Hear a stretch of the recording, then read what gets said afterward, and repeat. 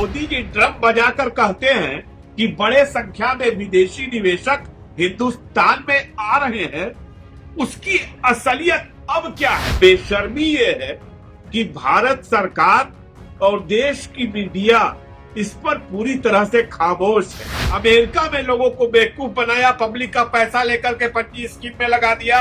अडानी जैसे चोरों को, जिनको करोड़ों रुपए देश की जनता का दे दिया गया, उसको वापस लेने की इनके पास कोई योजना नहीं है, कोई मंशा नहीं है।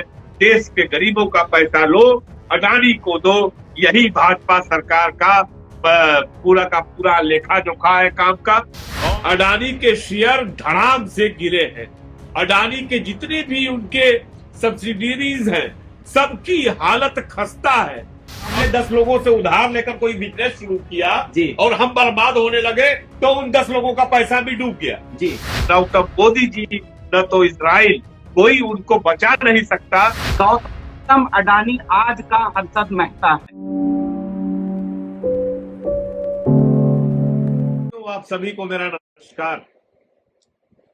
लगभग एक हफ्ते बीतने को आए हैं, हिंडनबर्ग रिसर्च की रिपोर्ट के सामने आए और आप देख रहे हैं कि पूरे देश पर मकड़ी के जाल की तरह बिखरे अडानी के साम्राज्य का किस कदर पतन हो रहा है।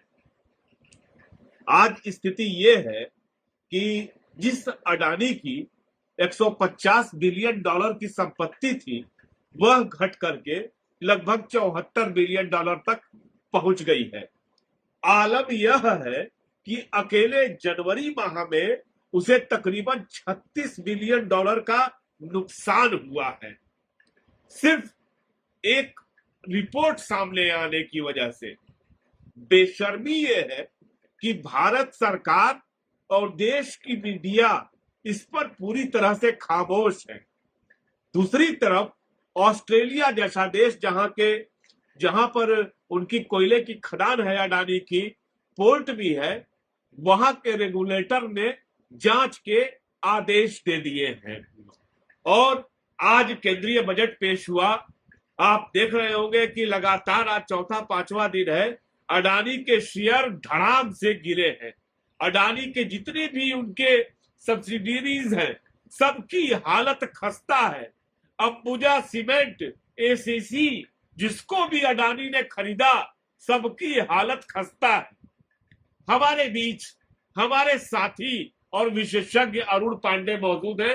अरुण पांडे बेहद नजदीकी के साथ इस पूरे मामले को देख रहे हैं। हम अरुण पांडे से बेहद सरल भाषा में, चूंकि देखिए मुझ जैसे जर्नलिस्ट को भी शेयर बाजार, एफपीओ, क्या घटा क्या बढ़ा, ये सब तकनीकी शब्दावली समझ में नहीं आती, लेकिन यह सच है कि अडानी की संपत्ति घट रही है। यह सच है कि अडानी बेहद डरे हुए हैं। कल अडानी ने एक तस्वीर पोस्ट की थी अपने ट्विटर पर, जिसमें वो इजराइल के राष्ट्रपति बेंजामिन नेतन्याहू के साथ खड़े थे। वह कहीं ना कहीं से ये साबित करने की कोशिश कर रहे हैं कि अभी भी हिंदुस्तान और विश्व बिरादरी हमारे साथ खड़ी है, लेकिन यह सरासर झूठ है। अरुण जी, एक चीज बताइए, इस पूरे मामले से आप क्या देखते हैं? अडानी का कितना नुकसान हुआ? देखिए, इस पूरे मामले को आप इस तरीके से देखिए, यह सिर्फ अडानी का नुकसान नहीं जी। अडानी का नुकसान तो आपको इसलिए दिखाई दे रहा है कि अडानी, हिंडनबर्ग की पूरी रिपोर्ट अडानी पर आधारित है, इसलिए आप पूरी तरीके से अडानी पर फोकस हैं। जी। अडानी को चलाने के लिए, अडानी को खड़ा करने के लिए हमारे देश की जो रिजर्व संस्थाएं हैं, जैसे कि LIC है, जो देश की सबसे बड़ी कंपनी है, जी। SBI है जी। इनका पैसा अडानी में लगा है जी। यह अडानी को सहारा दे रही है। जी। आप ये देखिए, कल्पना कर सकते हैं कि कोई एक ऐसी कंपनी जो पूरी तरीके से उधार की पूंजी पर खड़ी हो, हाँ। और वह अगर धराशाही होने लगे तो वह अपने साथ की संस्थाओं को भी ले डूबेगी। मतलब ये कि जैसे कि हमने 10 लोगों से उधार लेकर कोई बिजनेस शुरू किया जी, और हम बर्बाद होने लगे तो उन 10 लोगों का पैसा भी डूब गया। जी। अब आप सोचिए कि अडानी, LIC और SBI यह कोई अकेली व्यक्ति या अकेली संस्था नहीं है। ठीक। इसके साथ भी तमाम लोग जुड़े हुए हैं। LIC और SBI भी तमाम लोगों से मिल करके एक बनी हुई संस्था है जी। अब चूंकि LIC के किसी भी काउंटर पर डायरेक्ट पब्लिक डीलिंग नहीं होती है जी। वहां एजेंट का राज होता है जी। एजेंटों के जरिए पूरी LIC चल रही है। हमारे जानने वाले जो लोग हैं जो देख रहे हैं उनको पूछना चाहिए अपने जानने वाले तमाम LIC के एजेंटों से कि क्या माहौल है। वह यह बताएंगे कि उनके पास रोज फोन आ रहा है उन लोगों का जिन्होंने अलग अलग पॉलिसियां ले रखी हैं। यह बात कोई LIC का बड़ा अधिकारी आपको नहीं बताएगा कि कितनी घबराहट का माहौल है LIC के निवेशकों में। अडानी की तो बात आप छोड़ दीजिए। अच्छा, पता करिए इस चीज को। अच्छा एक चीज बताइए जी, आज के डेट में, आज की बात खाली हम करते हैं, आज केंद्रीय बजट पेश हुआ है, बहुत महत्वपूर्ण दिन है। हम देख रहे थे कि निफ्टी में आज पब्लिक सेक्टर यूनिट को तकरीबन 5% के लॉसेस में जा रही थी। इसका मतलब क्या है? नहीं, 5% तो तब हुआ जब वो रिकवर किया। 8% तक पब्लिक सेक्टर के जो बैंक हैं उसका इंडेक्स 8% तक गिरा है। ये हुआ है 5%, 8% तक गिर गया। 8% तक और गिरा। अडानी का आज कितना नुकसान हुआ है? अडानी का आज अकेले 28% का नुकसान हुआ है। उस शेयर में अडानी इंटरप्राइजेज जिसका FPO।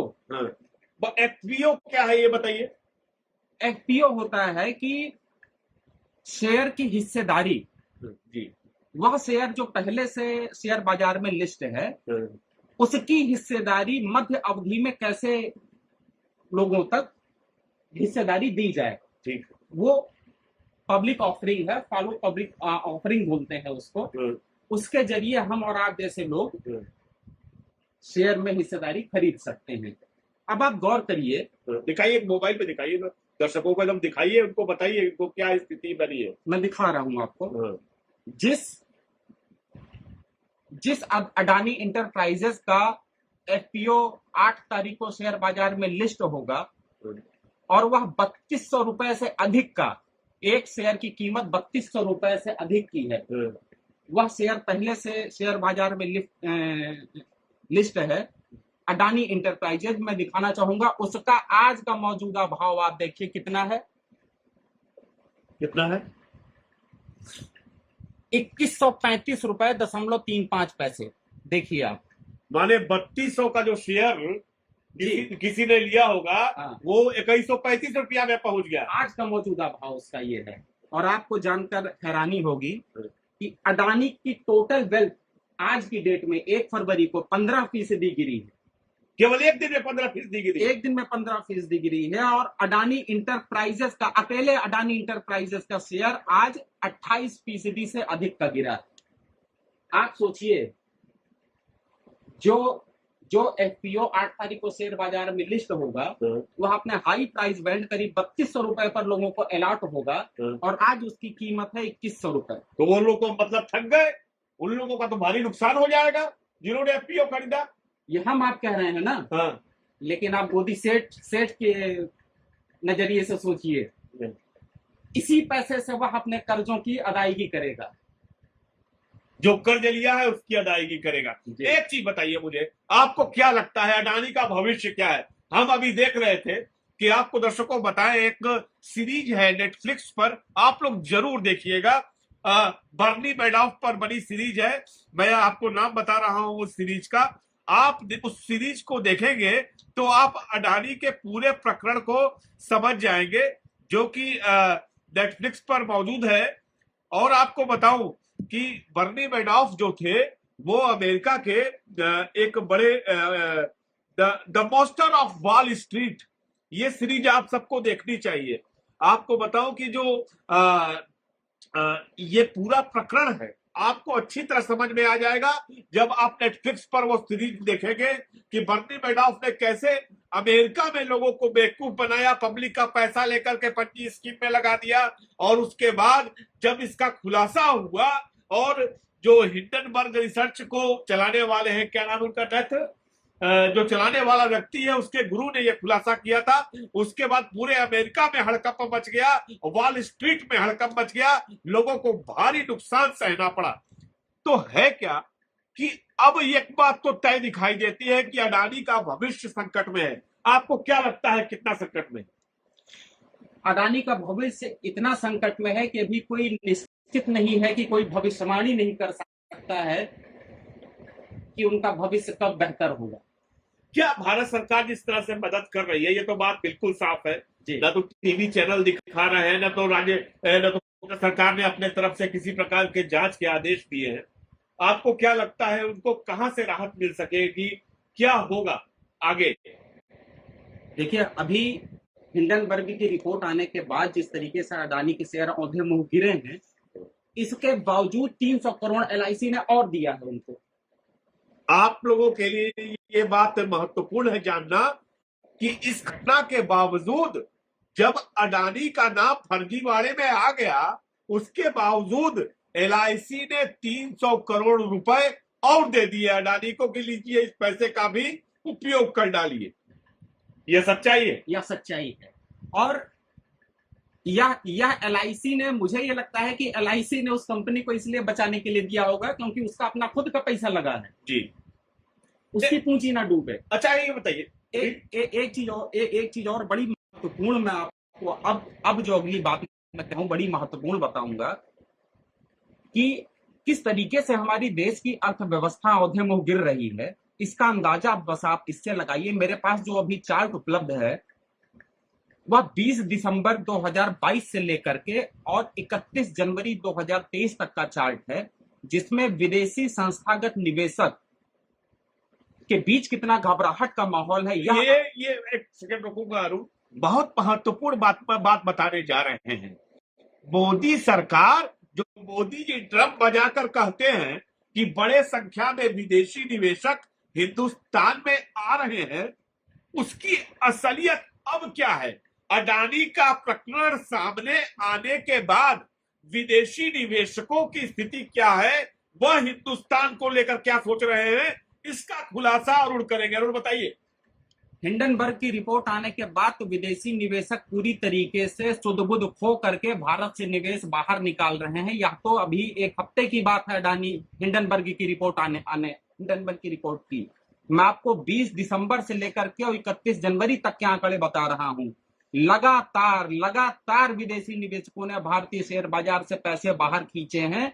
ये चार्ट आप देखिए, जो रेड कलर आपको दिखाई दे रहा है, यह लगातार भारतीय विदेशी निवेशकों ने पैसे भारतीय शेयर बाजार से बाहर खींचे हैं।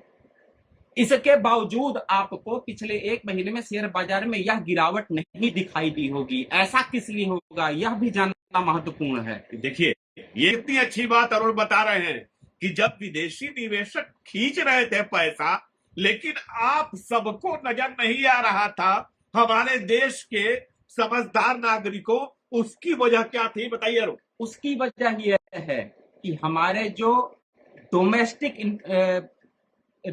इन्वेस्टर्स हैं, जो मतलब घरेलू संस्थागत निवेशक हैं, वह लगातार भारतीय शेयर बाजार को बचाने के लिए पैसे लगा रहे थे। जो हरे रंग का आपको ग्राफ दिख रहा है, या घरेलू निवेशकों का है जो भारतीय शेयर बाजार में अपने पैसे झोंक रहे थे। लेकिन रेड कलर जो आप देख रहे हैं, वह बीच बीच में उनकी घबराहट को दर्शा रहा है कि वह भी घबराए हुए हैं। मतलब आप समझिए, मैं आपको फिर से स्पष्ट कर दूं, अरुण ने जो कहा, अरुण का यह कहना है कि विदेशी निवेशक लगातार घबराए हुए हैं, मार्केट से पैसा वापस ले रहे हैं। दूसरी तरफ जो घरेलू निवेशक है वो लगातार पैसा लगा रहे थे, इसलिए स्थिति गड़बड़ नजर नहीं आ रही थी। लेकिन अब क्या होगा जब अडानी का पैसा जो अडानी के लिए लगाया घरेलू निवेशकों ने, उनका तो घाटा हो गया। अब वह साफ साफ आपको दिख रहा है, अब साफ नजर आ रहा है। लेकिन हमारे फुटकर निवेशकों के सामने अब सबसे बड़ी समस्या ये है कि वह अपना लॉस नहीं बुक करेंगे। वह इस इंतजार में बैठे हैं कि यह कभी भविष्य में बढ़ेगा, लेकिन वह कब बढ़ेगा, अडानी के शेयर की हालत देखते हुए यह नहीं समझ में आ रहा है कि वह कब बढ़ेगा, उसकी डेडलाइन क्या होगी। अच्छा, ये चीज बताइए, जो रिटेल निवेशक है, रिटेल निवेशक की बात कर रहे हैं, उनके बीच जो घबराहट का माहौल है, वो क्या लगता है आपको? घबराहट का माहौल इस समय अधिकतम है या आगे और बढ़ेगा? इस वक्त अधिकतम है। वह ऐसे मझधार में फंस चुके हैं कि हमारे जैसे जो छोटे निवेशक हैं, जो हमारे आपके जैसे जो शेयर बाजार को कम जानते हैं, 10,000 15,000 का निवेश करते हैं, जी उनके लिए 10 और 15,000 की पूंजी बहुत बड़ी पूंजी होती है। जी वह घट करके अगर 7,000 हो गई है, जी तो वह 7,000 क्यों निकालेगा शेयर बाजार से? बिल्कुल वह सच बात कर रहे हैं। वह तो इस इंतजार में बैठा रहेगा हाँ। कि कब ये हमारा 15,000 हो जाए। अब हमारे एक साथी हैं संदीप डे। डे अगर आ जाते हैं तो संदीप डे भी विशेषज्ञ है, बड़े विशेषज्ञ हैं। हम उनसे भी समझने की कोशिश करेंगे। अगर वो आते हैं तो संदीप डे जी का स्वागत है। लेकिन हमको एक चीज बताइए अरुण जी, जब यह पूरा स्थिति जो पैदा हुई है, आपको क्या लगता है केंद्र सरकार अगर कोई समझदार सरकार होती, मोदी सरकार न होती, तो वह क्या करती? क्या करना चाहिए इस समय? कौन से रिमेडी स्टेप उठाने चाहिए? देखिए, सबसे बड़ी चीज तो ये है कि कोई भी सरकार होती है, हमारे देश में एक संस्था है सेबी, जो इस तरह के मामलों आर्थिक फ्रॉड पर नजर रखती है। पहली जिम्मेदारी उसकी होती है। लेकिन आप देखिए, इस वक्त केंद्र में मोदी जी की सरकार है। हिडनबर्ग की रिपोर्ट पर सेबी ने क्या कहा? क्या कहा? सेबी ने तो नकार दिया उस रिपोर्ट। बिल्कुल सही बात है कि जिस तरह ऑस्ट्रेलिया का रेगुलेटर कह रहा है जांच कराएंगे, हाँ, सेबी ने तो साफ इनकार कर दिया। और मैं ये कह रहा हूँ, आपको ये मेरी बात सुन करके आपको आश्चर्य होगा और हंसी भी हो सकता है आ जाए। गौतम अडानी आज का हर्षद मेहता है। बिल्कुल बिल्कुल बिल्कुल बिल्कुल मानता हूँ, गौतम अडानी आज का हर्षद मेहता है। ये एक सच बात है, सही बात है। और साफ नजर आ रहा है कि गौतम अडानी जिसका पूरी तरह से जिस पर केंद्र सरकार, मोदी की सरकार, रिजर्व बैंक ऑफ इंडिया ने कोई सवाल नहीं खड़े किए। ये आश्चर्य की बात, कहीं नामो निशान नहीं। आरबीआई ने कोई सवाल नहीं, आरबीआई ने और हर्षद मेहता कांड के बाद ही सेबी बनी थी, बिल्कुल, इस तरह के फ्रॉड को रोकने के लिए। और उसका कोई उपयोग नहीं रह गया। उसका कोई और उपयोग सबसे आश्चर्यजनक जो मुझे लगता है बतौर जर्नलिस्ट कि ईडी ईडी ईडी जिसका उपयोग लगातार देश के नेताओं पे किया जा रहा है, देश की तमाम ऐसे लोगों पे किया जा रहा है जो वो कर सकते हैं, क्या नाम है, कि राजनीति कर रहे हैं विपक्ष की, लेकिन गौतम अडानी के खिलाफ कुछ नहीं किया गया। आपको क्या लगता है इसकी क्या वजह? गौतम अडानी ही सरकार है। वह देखने के लिए उद्योगपति है, दिखाने के लिए उद्योगपति है, लेकिन वह सरकार है। और आप सोचिए कि क्या सोच करके गौतम अडानी ने ईडी खरीदा होगा। बिल्कुल सच बात है। और कि ऐसे वक्त पे खरीदा और कि खरीदने के तत्काल बाद ये घटना घट गई। तत्काल बाद ये घटना घट गई। 550 रुपए से अधिक का एनडीटीवी का शेयर भी आज 250 के इर्द गिर्द जो है टहल रहा है। ये भी आश्चर्य की बात है। दर्शकों की एनडीटीवी का वो खरीदा गौतम अडानी ने। जब खरीदा था तो उसका शेयर 400 रुपए समथिंग था। जी जी। और वो नहीं, खरीदने की सूचना पर ही उसका शेयर बड़े की रफ्तार से भागने लगा था। और आज स्थिति ये है कि वो उससे आधे से कम रेट पर आ गया है। और एक चीज बताएं आपको, इस पूरे प्रकरण में किस तरह से देश की मीडिया खामोश, वह बेहद चौंकाने वाला है। कहीं कोई खबर नहीं दिख रही है। गौतम अडानी, अभी फोर्ब्स की लिस्ट देख रहे थे हम, 15वें नंबर पे पहुंच गए हैं अमीरों की सूची में। टॉप 10 से बाहर हो गए हैं। हमको लगता है कि अगले 5-7 दिन में यह और पीछे जाएंगे। गौतम अडानी 50 से भी पीछे जा सकते हैं। और न तो सऊदी अरब, न तो मोदी जी, न तो इजराइल, कोई उनको बचा नहीं सकता। स्थिति लगातार गंभीर है, खराब होती जा रही है। देश में चुनौतीपूर्ण आर्थिक परिस्थितियां, महंगाई का हिसाब किताब कैसा है आप देख रहे हैं। आज का बजट देख रहे हैं जिसमें मोबाइल सस्ता कर दिया गया, लेकिन दाल चावल गरीब का वैसे ही महंगा है। दरअसल भाजपा इस देश को भूखे गरीबों नंगों का देश समझती है। 80 करोड़ लोगों को एक साल के लिए मुफ्त अनाज देने की बात की जाती, लेकिन अडानी जैसे चोरों को, जिनको करोड़ों रुपए देश की जनता का दे दिया गया, उसको वापस लेने की इनके पास कोई योजना नहीं है, कोई मंशा नहीं है। देश के गरीबों का पैसा लो, अडानी को दो। यही भाजपा सरकार का पूरा का पूरा लेखा जोखा है काम का। और मुझे नहीं लगता कि भविष्य में भी यह सरकार अडानी की किसी किस्म की जांच कराएगी, लेकिन न्याय होगा। बदनामी तो बहुत हो चुकी है। धन्यवाद। एक चीज और जोड़ दी बोलिए। कि अभी तो हिंडनबर्ग की रिपोर्ट आई है और अर्थव्यवस्था और शेयर बाजार जिस तरीके से रसातल में है, आप खाली कल्पना करिए कि अगर दूसरी रिपोर्ट ऑस्ट्रेलिया से आ जाती तब क्या होगा? तब क्या होगा। पर ये बिल्कुल सही है कि कार्माइकल परियोजना को लेकर के ग्रीन पीस वालों का हाँ। बड़ा बवाल चला। वहां पे वो प्रोजेक्ट लगाने जा रहे थे, जब अडानी लगातार आंदोलन चल रहा है वहां पे, क्योंकि पर्यावरणवादी है ऑस्ट्रेलिया में सब। लेकिन फिर भी वहां की ऑस्ट्रेलिया की जो पिछली भ्रष्ट सरकार थी, जो मोदी की बहुत प्रशंसा किया करती थी, उसने कोल परियोजना दे दी। जिस तरह हिंदुस्तान में नदी के किनारे किनारे जितने बिजली घर थे सब खरीद लिया अडानी ने। अब गंगा से कोयला नहीं जाएगा। तो दरअसल मुझे लगता है कि ऑस्ट्रेलिया से कुछ पॉजिटिव रिपोर्ट जरूर आएगी और ऑस्ट्रेलियन गवर्नमेंट इस पर कार्रवाई करेगी। तो इस तरह की जग कटाई ना हो, नाक की जग कटाई, जग में नाक की कटाई ना हो, इस विषय में भी सरकार को सोचना पड़ेगा। बिल्कुल सोचना पड़ेगा। धन्यवाद दोस्तों।